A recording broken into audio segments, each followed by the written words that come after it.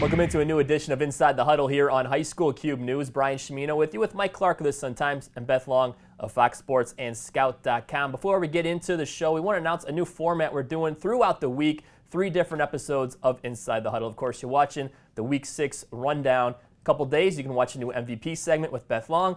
And then even after that, we'll have a whole new episode previewing games in Week 7. So 3 videos every week for the rest of the high school football season.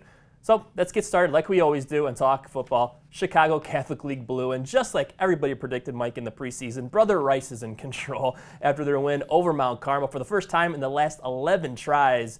And Brother Rice really holds their own destiny in their own hands.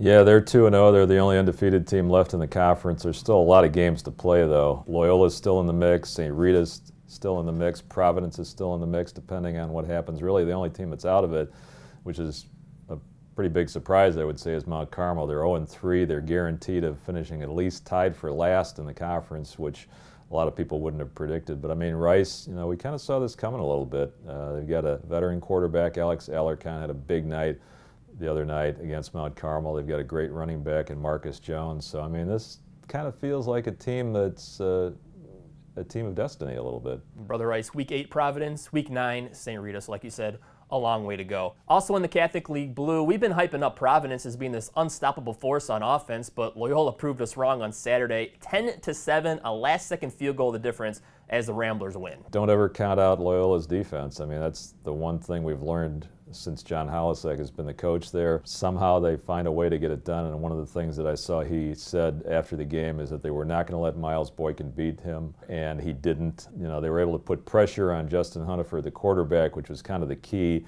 Justin wasn't able to get the ball to Boykin probably as much as he wanted to. So Loyola has wobbled a little bit this year, but I mean, they're still, you know, right there at 5-1. Certainly going to be a team to be reckoned with in the 8A playoffs. And last week we previewed the battle of the unbeatens in the West Suburban Silver, and it was Lombard West knocking off Oak Park River Forest 28-14. The defense for Lombard West, great, held Oak Park River Forest scoreless for the last 28 minutes of the game. The other big thing about that game, the big takeaway was that Sam Brodner, the junior running back, is going to be one to definitely watch. Donovan Vaughn, their other main running back, was out with a sprained ankle. He practiced the day before, but they didn't feel like he was quite ready to play. But Brodner had 30 carries, over 100 yards. And that's kind of what Lombard West does. They like to run the ball a lot. They actually had a 58-yard touchdown pass, too, from Kyle Kramer. We talked about that a little bit earlier in the season, about how they were able to throw the ball a little bit more and a little bit better than they have in the past. But, you know, Lombard West,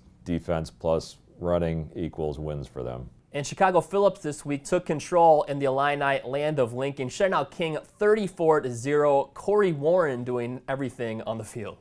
Yeah, this was an interesting game. The weather wasn't great, so they didn't throw the ball very much with Dwayne Collins, the guy who we've been talking about all season long. They didn't have to, and that kind of shows the maturity and how Phillips' program has grown. You know, they were excited about Warren being able to run the ball at the beginning of the season. They needed him to do it this time, and this was a big game for them too, because King has been kind of their nemesis the last few years, and they finally got over that hump. So, you know, Phillips just rolling along. Interestingly enough, more news came out of Phillips Friday night, the night before the game.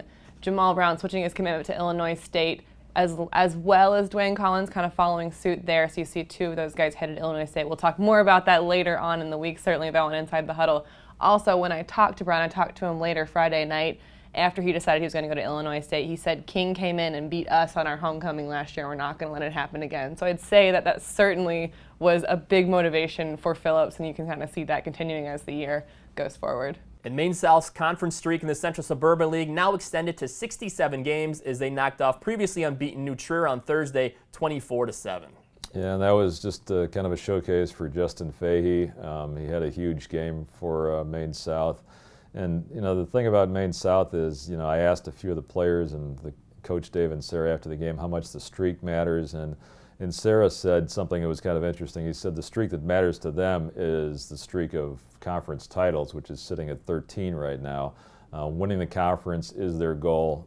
Going unbeaten in the conference is not necessarily their goal, but, you know, it's happened so far. I mean, the amazing thing is that he's been the coach there for more than a decade. He's never lost a conference game. I mean, and you would think that somewhere along the way, that they'd run into a hot opponent, that they would have some issues of their own, injuries or whatever. But, just Maine South just keeps winning and winning and winning in that conference. It's pretty amazing. And once again, we have to mention Titus Booker of Grayslake North. His name is in the hat for Player of the Year. Another huge game and a loss this past weekend to Crystal Lake Central. Over the last 3 weeks, he's got 14 touchdowns and close to 1,000 rushing yards. I mean, Indiana seems to be getting a pretty good one there. Indiana has a history of coming in, locking down an athlete or two every year early on before their senior season, and then they just blow up.